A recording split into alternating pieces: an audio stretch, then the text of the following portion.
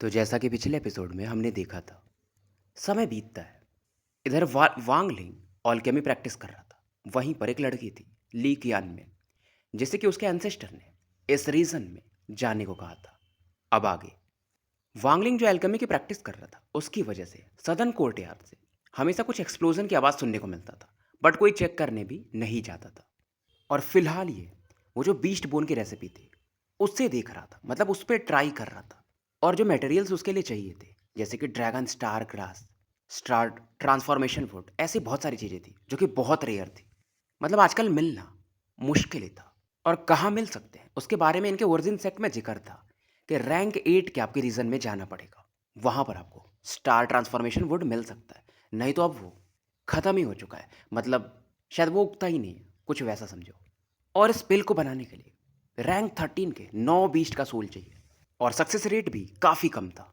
और उसके बाद आप इस बीस्ट बोन को उस पिल में मिक्स कर सकते हो, फिर जाकर के पिल पूरी तरह से बनेगा। और वांगलिंग अंदाजा तो ये लगा लेता है कि इस बीस्ट बोन को बहुत लोगों ने यूज़ किया, बट कोई इसे रिफाइन नहीं कर पाया, यानी कि कोई कामयाब हुआ ही नहीं आज तक उस पिल को बनाने में। अब इसने उस जेड जो टोकन था उसे ये स्कैन करता है, और उसके बाद जो पॉइजनस ओल्ड वुमेन का सोल था उसे ये बाहर निकालता है, और फिलहाल सोल सर्च करता है। और जो 5 पॉइजन के कल्टीवेशन मेथड थे, और इस लेडी ने जो भी लोगों को एनकाउंटर किया था अपने लाइफ में, सभी इसे दिखाई देते हैं। और वहाँ पर भी इसे वो जो पिल रेसिपी और जेड के बारे में कुछ इन्फॉर्मेशन थे वो मिल जाते हैं। फिलहाल जो लेडी का ओरिजिन सोल था, सोल सर्च करने की वजह से काफ़ी वीक हो जाता है, और ये इसे रख देता है। अब वांगलिंग को जो हेवन ब्रेकिंग सेक्टर में 18,000 साल पहले मैटर हुआ था, वो भी पता चल चुका था। और जेड का काम क्या है वो भी पता चल जाता है। बस ये एक टोकन था, अगर आपके पास ये है तो आप हेवन ब्रेकिंग सेक्ट में जा सकते हो।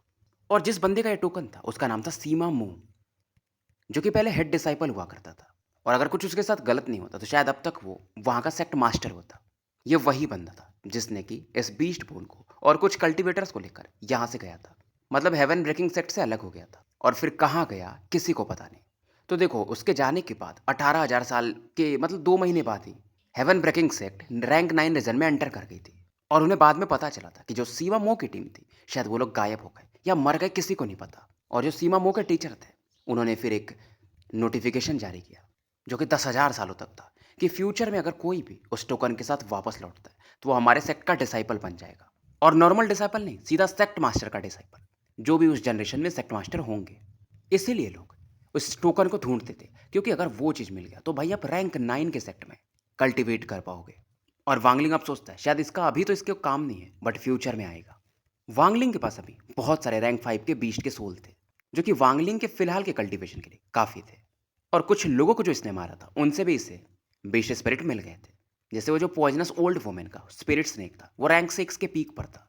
और जो वांगलिंग ने कुछ समय पहले रैंक 8 के बीस्ट को मारा था, वो लायन स्वर्ड करके जो भी था, उसके सोल को ही रखता है। और बाद में वो जो एक पिल था, सोल डार्टिंग डेथ पिल, उसके साथ इसे फ्यूज कर देता है। और इसे एक और मेथड पता चलता है पॉइजनस वुमेन की मेमोरी से, कि आप बीस्ट के सोल को म्यूटेट कर सकते हो, मतलब कुछ इवॉल्व टाइप कर सकते हो। और ये मेथड पॉइजन सेक्ट के किसी रेन ओक्सिन करके जीनियस था कोई, या थी, उसने बनाया था। तो वांगलिंग फिलहाल उस पॉइजन मेथड को सीख लेता है, क्योंकि उससे आप बीस्ट की पावर को बढ़ा सकते हो। और इस मेथड को टेस्ट करने के लिए ये यहाँ से बाहर जाता है, एक गुफा के अंदर, कॉन्टिनेंट में काफ़ी दूरी पर था ये, जहाँ पर ये रेस्ट्रिक्शंस लगाता है और बहुत सारे रैंक 5 के बीस्ट रख देता है। आसपास पॉइजन का एक लेयर बना देता है।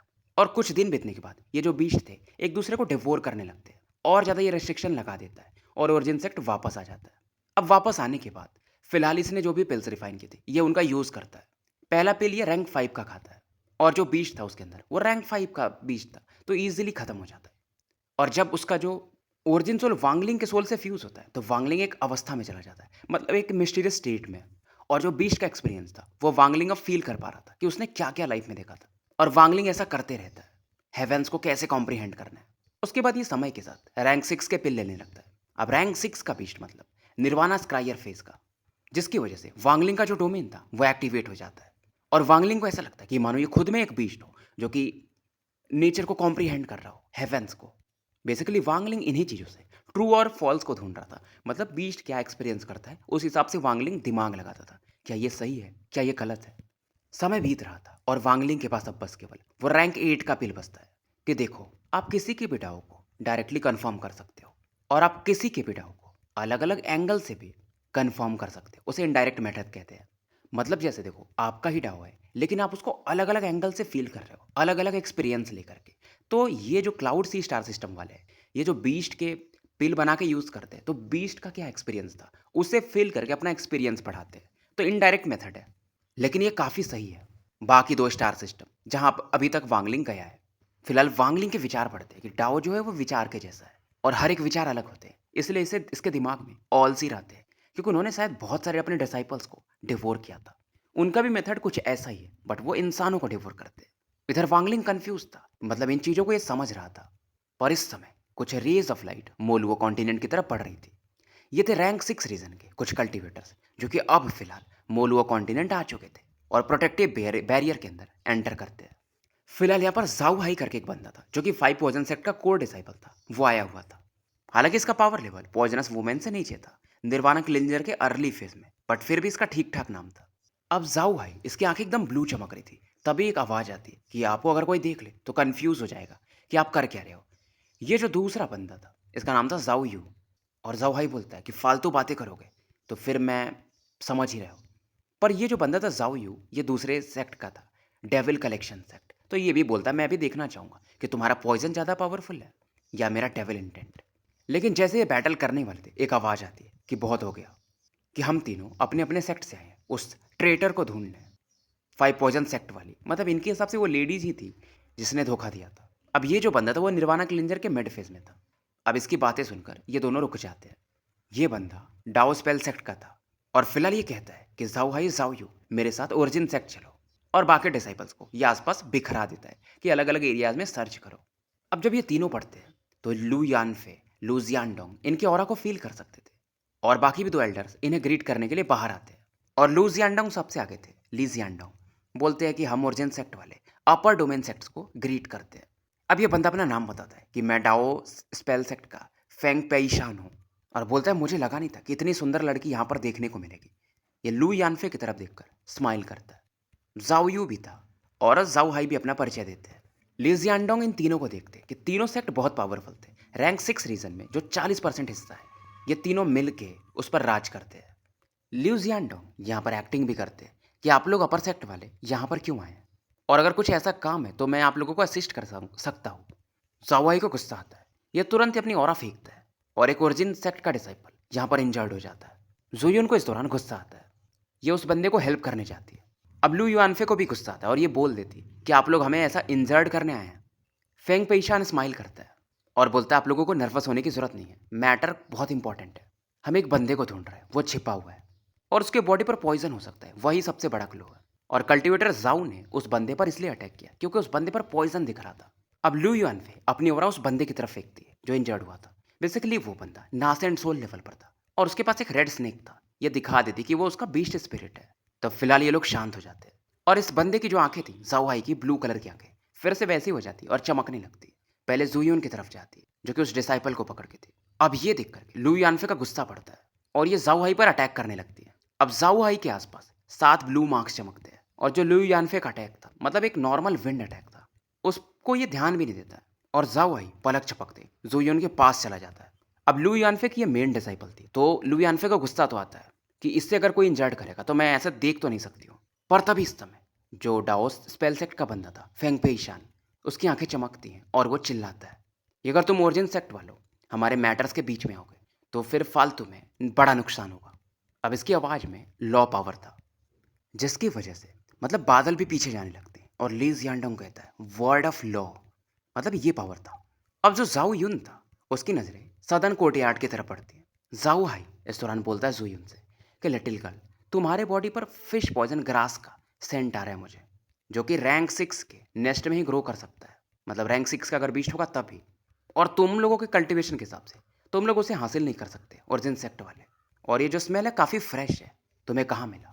अब जुयुन अपने टीचर की तरफ देखती है। जाओ हाई स्माइल करता है और लू यानफे की तरफ देखता है और बोलता है कि फेलो कल्टीवेटर लू, मैं आपके एक्सप्लेनेशन को सुनना चाहूँगा। क्या तुम लोग सच में इस हव को हासिल कर सकते हो? ये बताती है कि हाँ, हमारे एक ग्रैंड अंकल मास्टर हैं, उन्होंने ये लेकर आया। अब जाओहाई की आंखों में चमक था। अब इसका डिवाइन सेंस और फैलता है और सदर्न कोर्टयार्ड की तरफ बढ़ रहा था। सीधा ये चार्ज करता है सदर्न कोर्टयार्ड की तरफ, बहुत फास्ट था। और जैसे ही ये इस एरिया में एंटर करता है इसकी बॉडी कांप जाती है, शॉक एकदम, मतलब आंखों में एक अलग ही झटका लगता है। मानो सदर्न कोर्टयार्ड बाकी जगह से पूरा अलग था। एक खतरनाक हो रहा ये फील करता है। लेकिन जो कोर्टयार्ड था, मतलब जो घर था समझो, बहुत नॉर्मल था। मानो एक पावरफुल बीस्ट इस जगह रहता हो। और जाओ हाई के जो खून में जितनी भी गर्मी थी यहाँ पर ठंडी पड़ जाती है। और एक आवाज़ सुनाई देने को मिलता है कि जो दूसरों को हार्म कर रहा है, नुकसान पहुंचा रहा है, बेसिकली वो खुद को भी नुकसान पहुंचा रहा है। और जैसे ये आवाज़ जाओ हाई के कानों में एंटर करती है, इसका एक्सप्रेशन बदल जाता है, चेहरा पीला पड़ जाता है, इससे खतरा फील होता है और ये पीछे भागने लगता है। पर जाओ भाई इसके सीने पर एक प्रेशर फील होता है, मानो पहाड़ इसके ऊपर गिर रहा हो। और ये खून की उल्टी करता है और पीछे फेंक दिया जाता है। कपड़े इसके फट चुके थे और इसके चेस्ट पर एक ब्लैक पाम अटैक का निशान था। और जो ओरिजिन सेक्ट का बंदा एक इंजर्ड हुआ था, वो उसके अंदर में एक पावर एंटर करता है और वो नॉर्मल हो जाता है। जो दूसरा बंदा था जाओ यून, वो भी शॉक्ड था और फेंग पेशान का भी सेम हाल था। इनमें से किसी को नहीं लगा था कि ये जो ग्रैंड अंकल मास्टर है ये इतने पावरफुल होंगे। और इसे लगता है यार मैंने लू यान फेक को कुछ भद्दे वर्ड बोले थे, इन द सेंस की बहुत सुंदर हो या जो भी, तो इसकी भी फट रही थी। फेंग फैशान भी सोचता है कि यार ओरिजिन सेक्ट में इतना पावरफुल कल्टिवेटर जो जाओ हाई को बस ऐसे ही नॉर्मली इंजर्ड कर सकता है, ये बंदा तो रैंक 6 में भी डोमिनेट कर सकता है। फिर से एक आवाज़ गूंजती है कि तुम लोगों में से, मतलब तुमको किसने अधिकार दिया कि मेरे ओरिजिन सेक्ट के लोगों को तुम इंजर्ड करो। आवाज़ में एक अलग तीखापन था, मानो फेंग फेंग पैशान इसका दिल फट जाएगा। बाकी दोनों का भी सेम हाल था। एक अलग प्रेशर यहाँ पर फैलता है और वांगलिंग इस समय दरवाजे से बाहर निकलता है। दोनों हाथ इसके पीछे थे। अब इसके बाल काले दिख रहे थे। न तो वांगलिंग गुस्सा था, न तो खुश था, अलग ही एक्सप्रेशन था। और वांगलिंग जब इनकी तरफ देखता है तो ये लोग एक इल्यूजन में फंस जाते हैं, ट्रू और फॉल्स के, कि सही क्या है गलत क्या है। ये फीलिंग बहुत मतलब अजीब था। फेंग पेईशान का चेहरा बन जाता कि यार ये तो डाउ डोमेन है। तो रैंक 6 के रीजन में फेंग पेईशान का जो सेट था वो नंबर 1 था। और ये बंदा भी अच्छा खासा था, तो इसलिए इस पावर को ये पहचान लेता है कि ये डाउ डोमेन को यूज कर रहा है, मतलब कर रहे हैं। और वांगलिंग इसे जानबूझकर एक्टिवेट नहीं कर रहा है, ये नेचुरली उसके शब्दों में आ रहा है। जहां पर भी वो खड़ा है, मानो जहां पर वांगलिंग खड़ा है वो एक अलग रियल्म हो। क्योंकि इनके सेट का नाम था डाउ स्पेल सेट और ये लोग डाउ पर फोकस करते थे, पर जो सामने बंदा था वो इनका भी बाप था। और फेंग पेशान मतलब अपने आप जो होता है ना कि दिल में एक दर्द आता है और इंसान खुद ब खुद पीछे हटने लगता है, सेम इसके साथ होता है। मतलब वांगलिंग जहां खड़ा है वही जगह डाउ है। और वांगलिंग की नजरें पहले जाओ हाई पर पड़ती हैं जो कि स्ट्रगल कर रहा था। और जाओ हाई एक इल्यूजन में फंस चुका था, इसकी हार्ट बीट बढ़ चुकी थी, माइंड अलग ही एकदम केओस में था। मतलब वांगलिंग पहले इसकी तरफ देखता है, क्या वो तुम थे? फिर ये देखता है फेंग पे ईशान की तरफ कि क्या वो तुम थे? फेंग पे ईशान उसका भी सेम हाल होता है। और जाओ यहाँ पर तो माफ़ी मांगने लगता है कि मेरी गलती है सीनियर। और पेशान भी सेम बात कहते हैं कि प्लीज़ फॉरगिव अस। वांगलिंग बोलता है तुम ही थे ना वो जो कह रहे थे कि जो भी बीच में पड़ेगा उसे कॉन्सिक्वेंसेस सफ़र करने पड़ेंगे।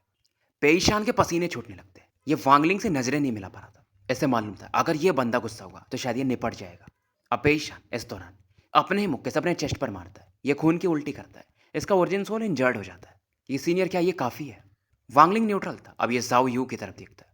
और जाओ यू को समझ में आ चुका था कि भाई जब पेशान कुछ नहीं कर सकता तो मैं क्या कर सकता हूँ। क्योंकि इसने जब देखा था जाओ भाई को तो पता भी इनको नहीं चला था कि वो इंजर्ड कब हो गया था। और ये भी अपने चेस्ट पे मारता है, खून की उल्टी करता है और बोलता है सीनियर माफ करिएगा। ओरिजिन सेक्ट के डिसाइपल्स काफी एक्साइटेड हो जाते हैं। वांगलिंग इनसे कहता है तुम लोग सर्च कर सकते हो। पेशान बोलता है ये नहीं कोई जरूरत नहीं, और यहाँ से ये तीनों निकल जाते हैं। और वांगलिंग बोलता है जब यहाँ पे सर्च ऑर्डर पूरा हो जाए तो यहाँ से निकल ही जाना। फेंग पेशान स्माइल करता है कि जैसा आप कहें। और ये खुद सोचता है कि हमारे टीचर को अगर पता चले कि हमने एक ओल्ड मॉन्स्टर से पंगा लिया है जिसका खुद का डाउ डोमेन है, तो भाई हम खुद वैसे भी परेशान हो जाएंगे। क्योंकि इनके टीचर ने बताया था कि यार रैंक 5 में कुछ ऐसे बंदे हैं जो कि अभी छिपे हुए हैं, बट वो बहुत पावरफुल है क्योंकि उनके पास इनहेरिटेंस है लंबे समय से। बैरियर से बाहर निकलने के बाद ये लोग चैन की सांस लेते हैं और पिल्स खाना शुरू करते हैं ताकि रिकवर कर सके। और पेशान इस दौरान पूछता है कि जाओ यू, जब तुम सदन कोर्टयार्ड में गए थे तो तुम पर सीनियर ने अटैक कैसे किया था वो बताओ। ये जाऊ हाई था शायद। जाऊ हाई बोलता है शायद वो निर्वाणा शटर मिड फेज या उससे ऊपर है, मुझे उनका अटैक दिखा ही नहीं था क्योंकि मैंने बस एक ही चीज़ देखा कि एक पाम अटैक अचानक से बना था और सीधा मेरे चेस्ट पे लगा था। जाऊ यू सोच रहा था क्या ये पॉइजन अटैक है। जाऊ हाई बोलता नहीं यार पॉइजन तो नहीं था। और ये अंदाजा लगा लेते कि ये लोग सच में, मतलब वो जो हैं वो ग्रैंड अंकल मास्टर ही हैं। फिलहाल ये बातें कर रहे थे कि यार जब हम लोग आ रहे थे तो हमने देखा था कि पर्पल डाउ सेक्ट वाले भी इधर ही आ रहे थे, लगता है अब ये भी ओरिजिन सेक्ट ही जा रहे हैं, तो इनको भी मजा आएगा। और ये बोलते हैं हाँ वो लू यून कॉन्ग उसे पता चलेगा। क्योंकि ये काफ़ी खुश इसलिए हो रहे थे कि यार हमारा ये हाल हुआ है तो उसका भी तो होना चाहिए, उससे भी मजा आएगा। और पेशान बोलता है यार ये सब बातें बंद करो, वो बंदा जो भी है वो सिंपल तो नहीं है। और फिलहाल ये दूसरे कॉन्टिनेंट की तरफ बढ़ जाते हैं। लेकिन फिर भी पेशान मन में बोलता है यार लू यून कॉन्ग वो भी काफ़ी मिस्टीरियस बंदा है, उसके बारे में भी जो टॉप लेवल के लोग हैं वो अच्छी बातें करते हैं। तो देखते हैं। इधर वांगलिंग को दिखाया जाता है जो कि एक ही चीज़ सोच रहा था कि यार मुझे मेरा कल्टीवेशन जल्दी बढ़ाना पड़ेगा, क्योंकि इसे अभी वेंड सेलेस्टियल रियल्म भी जाना था। इसने कुछ चीज़ें देख ली थी कि वेंड सेलेस्टियल रियल्म में बहुत सारी चीज़ें मिल सकती है। वहाँ पर इसे टाउसेन को मारने के अस्त्र मिल सकते हैं। इधर जो इसका एक्सपेरिमेंट चल रहा था बीस्ट के साथ वो चलते रहता है। अब यहाँ पर रैंक 5 के रीजन में एक 3000 फीट का स्पिरिट बीस्ट काफ़ी तेज़ी से मूव कर रहा था। बीस्ट की जो ऊपर की बॉडी थी वो टाइगर के समान थी और एक सिंग भी था जिसके ऊपर 30 लोग बैठे हुए थे और आराम से कल्टीवेट कर रहे थे। खास करके वो मिडिल एज्ड मैन और एक ओल्ड मैन, यानी कि अपने लू यून कॉन्ग और उनके कोई अपने साथी। और ये लोग कैलकुलेट कर रहे थे एक दिन में हम मोलुओ कॉन्टिनेंट पहुंच ही जाएंगे। और इनका डिस्कशन हो रहा था, ओल्ड मैन कुछ कह ही रहे थे। तभी इस दौरान ये जो सेक्ट मास्टर थे यानी लू यून कॉन्ग बोलते हैं कि तुम समझ नहीं रहे हो, यहाँ पर केओस होने वाला है। क्लाउड सी अब पहले जैसा शांत नहीं रह पाएगा। ये लोग उसी पिल रेसिपी और जेड की बात कर रहे थे क्योंकि इन्फॉर्मेशन तो इनके पास भी था और इनके पास भी सेम इन्फॉर्मेशन था कि वो पिल रेसिपी और जेड है वो पॉइजनस वुमेन लेकर के कहीं छिप गई है। लेकिन लू योनकॉन्ग ये बोलता है ओल्ड मैन से कि आप जो समझ रहे हो वैसा नहीं है, मेरे हिसाब से कोई और है इसके पीछे। ओल्ड मैन पूछते हैं ऐसा क्यों। लू योनकॉन्ग बताते कि अगर पॉइजनस ओल्ड वुमेन के पास अगर वो चीज़ें होती तो तुम्हें लगता है, मतलब आपको लगता है कि 5 पॉइजन सेक्ट एग्जिस्ट कर रहा होता, क्योंकि नोबेल मनी को कोई नहीं मार सकता इतना आसानी से। वो उस वुमेन से भी ज़्यादा पावरफुल था। वो निर्वाणा शैटरर लेवल पे था। वो पॉइजनस वुमेन हो या सूल लियोक्सिंग जो कि उसी के सेक्ट का था, दोनों उसके सामने कुछ नहीं थे। ओल्ड मैन भी समझ जाता है यानी इसके पीछे कोई और है। और ओल्ड मैन को पता नहीं था कि यार मतलब क्लियर फ्लावर सेक्ट के नोबेल मनी भी मारे जा चुके हैं। और लू यूनकॉन्ग कहते हैं कि यार वो बंदा जो भी है उसके मेथड्स बहुत खतरनाक है, मतलब डिसीजन लेने में वो लेट नहीं करता है। नोबेल मनी को मारा और पूरा जो ब्लेम था वो पॉइजनस वुमेन पे ट्रांसफर कर दिया। बहुत बड़ी बात है ये। मुझे लगता है मैं भी इतना नहीं कर सकता। और ये बोलते क्या वो बंदा डेविल है या मतलब क्या है वो बंदा। और ये इसी बारे में सोच रहे थे। और ये फिर से बोलते कि अगर वो पिल रेसिपी रैंक 6 के रीजन में मिल गया, मतलब उन लोगों को मिल गया तो अच्छी बात है, नहीं तो ये बहुत बड़ा डिजास्टर होगा। इसीलिए अभी तक पॉइजन सेक्ट एग्जिस्ट कर रहा है, नहीं तो रैंक 7, 8 और 9 के रीजन वाले लोग इसको निपटा देते। वो लोग वेट कर रहे हैं अभी। लेकिन फिर ये बोलते हैं वो जो मिस्टीरियस कल्टीवेटर है वो बहुत स्मार्ट है।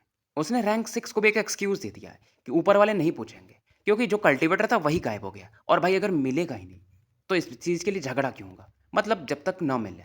और अगर मान लो पॉइजन सेक्ट के एल्डर अगर यानी ऊपर के लोग अगर इस पेल को पाए होते तो पॉइजन सेक्ट खत्म हो चुका होता, क्योंकि कोई छोटा बंदा पाया इसे, यानी वो वुमेन जो कि लोगों को लगता है, इसीलिए अभी तक ये बचे हुए हैं। ओल्ड मैन और हैरान होते हैं, मतलब अपने मास्टर की इस नॉलेज को देखकर।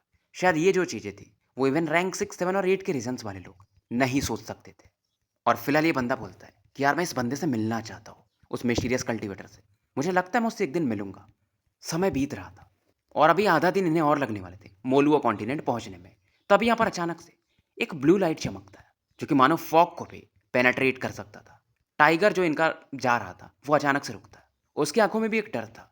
बाकी भी जो 30 कल्टीवेटर्स बैठे हुए थे ये अपनी आंखें खोल लेते हैं। लू यूनकॉन्ग भी थोड़े सीरियस हो जाते हैं और उस ब्लू लाइट की तरफ देखते हैं। उन्हें ज़्यादा फर्क नहीं पड़ता है। और इस दौरान यहाँ से एक ब्यूटीफुल वुमेन बाहर निकलती है जिसके बाल भी नीले थे और इन्होंने वाइट ड्रेस पहना था। न तो ये लेडी कोल्ड थी न तो जेंटल थी, बस शांत थी और काफ़ी एलिगेंट थी। और हाथों में एक बांसुरी था, जेड का बना हुआ, मानो एक फेरी इस मॉडल वर्ल्ड में उतर गई हो। और जो आसपास वो ब्लू ऑरा चमक रही थी धीरे धीरे वो एक ब्लू ड्रैगन में बदल जाता है जिसके ऊपर ये लेडी बैठी हुई थे। लू यूनकॉन्ग इसे पहचान जाते कि ली कियान में, मतलब क्योंकि पूरे क्लाउड सी स्टार सिस्टम में नीले बाल किसी के नहीं है और ये बंदी हेवन ब्रेकिंग सेक्ट की है। सबसे बड़ी बात तो ये थी, इसीलिए इसे इसके एंसेस्टर ने भेजा है, क्योंकि वो जो जेड है वो हेवन ब्रेकिंग सेक्ट से ही जुड़ा हुआ है। और कियान में जो थी वो इन्हें ग्रीट करती है ब्रदर लू बोल के। लू योनकोंग भी स्माइल करते हैं कि आप बहुत ज़्यादा ही काइंड है।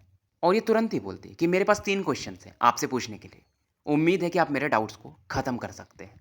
वुमेन फिर से स्माइल करती है और काफ़ी प्यार से बोलती है रास्ते भर में जब से, मतलब जहाँ से ये चली थी, इसने बहुत सारे लोगों से सेम क्वेश्चंस पूछे थे। और ऐसा नहीं कि नॉर्मल लोगों से जिनका कल्टीवेशन ठीक ठाक था उन्हीं से, बट अभी तक इसे सही आंसर नहीं मिला था। लू योनकोंग बोलते हैं जी पूछिए। अब ये बोलती है ठीक है, पहला क्वेश्चन, व्हाट इज हेवन। लू योनकोंग कियानमे की तरफ देखते हैं, थोड़ी देर सोचते हैं, फिर बोलते हैं कि जो हेवन है ना वो पिंजड़े के जैसा है। वुमेन देखती है इनकी तरफ, इसकी आंखों में चमक था। यह स्माइल देती है मानो एक लिली खिल रहा हो, कुछ वैसा। और बोलती है कि आपका आंसर जो है बहुत इंटरेस्टिंग है। और कियानमे पूछती है क्या हेवन केज क्यों है, आप इसका आंसर दे सकते हो। यूनकोंग स्माइल करते हैं कि क्या ये आपका सेकंड क्वेश्चन है। वुमेन बोलती है, ये अभी भी पहला ही क्वेश्चन है, क्या आप इसे एक्सप्लेन कर सकते हो? तो फिलहाल यूनकॉन्ग अपना जवाब देते हैं कि जैसे कुआं है, उसके अंदर मेंढक है और जो बाहरी चीज़ दिख रहा है वो हेवन है, लेकिन मेंढक फंसा हुआ है। मछलियाँ पानी में, वाटर जो है हेवन है और जो वाटर सरफेस है वो एक तरह से पिंजड़ा है मछलियों के लिए।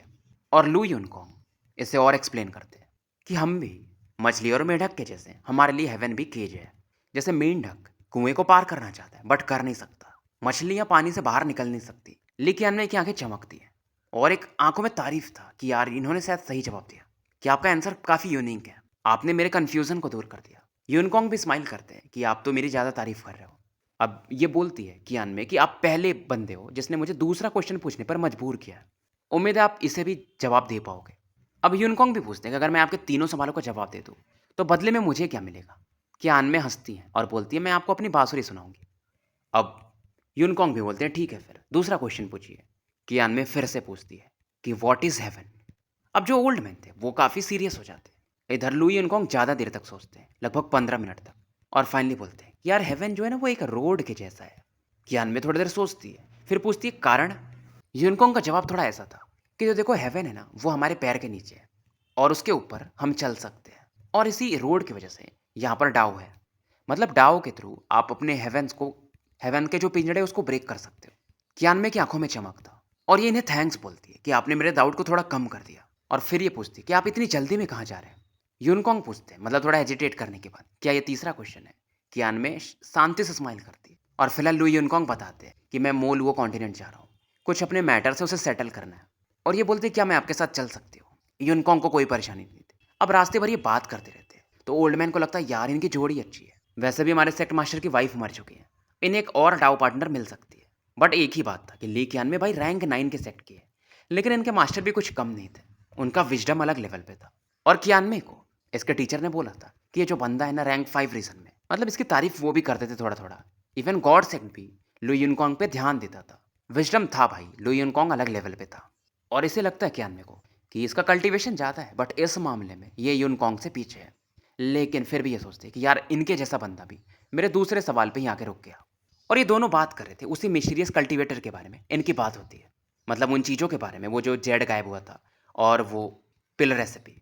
और ये बातें करते हैं और कियान में पूछती है मतलब वो कल्टीवेटर का जो माइंड है वो काफ़ी डीप है, तो उसे ढूंढना थोड़ा मुश्किल होगा। और इस लड़की को भी थोड़ा इंटरेस्ट आता है इस कल्टीवेटर से मिलने में, कि वो बंदा काफ़ी डिसिसिव है, डीमन के जैसा माइंड है, किलिंग में रुथलेस है। यूनकॉन्ग भी बोलते हैं कि हाँ यार इसीलिए तो मैं बहुत कम लोगों की तारीफ करता हूँ, बट इस बंदे को देखकर मुझे थोड़ा सा उम्मीद है। अब कियान में बोलती शायद ये आप ज़्यादा सोच रहे हो, क्या पता वास्तविकता अलग हो, वो बंदा डीमन के जैसा ना हो, मतलब उसके एक्सपीरियंसेस अलग हो। लुई यूनकॉन्ग बताते हैं कि देखो जो पर्पल डाउ सेक्ट है और ये ओरिजिन सेक्ट है, हमारा जो मेन सेक्ट है जो कि ऊपर लेवल पे है वो सेम ही है। और यूनकॉन्ग और कियान में अब साथ में जाने वाले थे, मतलब बाकी लोगों की जरूरत ही नहीं थी। ये अचानक से गायब होते हैं। इधर ओल्डमैन यही सोच रहे थे क्या ये दोनों डाउ कपल बन सकते हैं क्या। वांगलिंग फिलहाल पिल के पावर्स को समझ रहा था, मतलब 20 सोल से आप हेवेंस को कैसे कॉम्प्रीहेंड करते हो इसे थोड़ा थोड़ा समझ में आ रहा था। फिलहाल इसके हाथों में रैंक 8 का पिल था, पर तभी ये बोलते हैं कि वो लोग आ चुके हैं। इसका एक्सप्रेशन न्यूट्रल था, बस ये अभी भी पिल की तरफ ही देख रहा था। दरवाजा अचानक से खुलता है, एक मैन और एक वुमेन अंदर आते हैं। मैन ने पर्पल रोब पहने थे और ये गुस्सा भी नहीं था, आंखें मानो तारे की तरह चमक रहे थे, मानो काफी ज्यादा बुद्धिमत्ता हो इस बंदे के अंदर, मतलब विजडम। वुमेन काफी सुंदर थी, स्किन जो थे जेड के समान स्मूथ थे, बर्फ के समान सफेद थे, हाथ में एक जेड का बांसुरी था और काफी एलिगेंट दिख रही थी। ओरिजिन सेक्ट वालों में से किसी को नहीं पता चलता कि ये दोनों यहाँ पर आ चुके हैं सिवाय वांगलिंग के। पर जैसे मिडिल एज मैन की नजरें वांगलिंग पर पड़ती है, इसकी भौहें सिकुड़ जाती है। इसके एक एक कदम वांगलिंग की तरफ बढ़ रहे थे, मतलब ये इसके जो पैर पड़ रहे थे तो वो वांगलिंग के हार्ट बीट को कंट्रोल करने की कोशिश कर रहे थे। मतलब इसके पैर में लॉ पावर था, मतलब कदम में भी। और जब ये चलता था तो आसमान में रंग भी बदलते थे।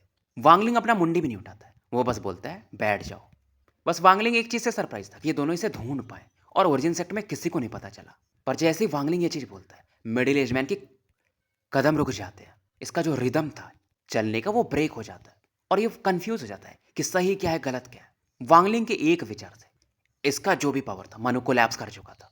लुई यूनकॉन्ग सीरियस हो जाता है क्योंकि इसने जब ये चलना शुरू किया था तो अपने कल्टीवेशन और डोमेन को दोनों को फैलाया था ताकि वांगलिंग को घेर पाए। तो हर एक जो कदम ये चल रहा था वो डोमेन अटैक था वांगलिंग के ऊपर। बट वांगलिंग को फर्क ही नहीं पड़ता, नॉर्मल बंदा होता भाई इंजर्ड हो जाता, ओरिजिन सोल कोलैप्स भी कर सकता था, उसके डाउट पर एक मार्क रह जाता, बट ऐसा कुछ नहीं होता है। एटलीस्ट अगर कोई मतलब रजिस्ट भी करता है अपने डोमेन से, तो वो फीलिंग दिखती है कि भाई वो बंदा भी काउंटर कर रहा है, बट ऐसा कुछ नहीं हुआ था।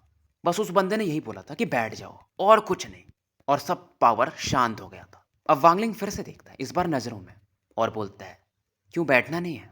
और मानो एक थंडर पावर यहाँ पर गूंजने लगता है, मतलब सुनाई बस देता है। पर्पल मैन यानी लू योंग कॉन्ग और ज्यादा शॉक्ड हो जाता है, 2 कदम इसे पीछे लेने पड़ते हैं। एक्सप्रेशन बदल चुका था, और जो आसमान में बादल बन रहे थे इसकी वजह से वो अब शांत हो जाते। आसमान पहले के जैसा साफ हो जाता है। भाई अब डाउ कितना भी समझ लोगे, चाहे आप कितने भी पुराने हो, बट वांगलिंग का डाउ एक्सपीरियंस वो अलग लेवल पे था यार।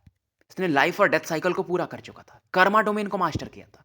500 साल लाइफ और डेथ, 900 साल आते आते कर्मा डोमेन पूरा होने लगा था, और अब तो ये ट्रू और फॉल्स की तरफ है इवॉल्व होते होते। ली कियान में शुरू से ये चीजें देख रही थी, और वो लुई यूनकॉन्ग के साथ इसलिए आई थी क्योंकि उसे पसंद आया था कि इस बंदे के डाओ की जो समझ है वो काफी अच्छी है, और इसे लगता है ये जूनियर जनरेशन की, वैसे भी इसका एज कम ही है।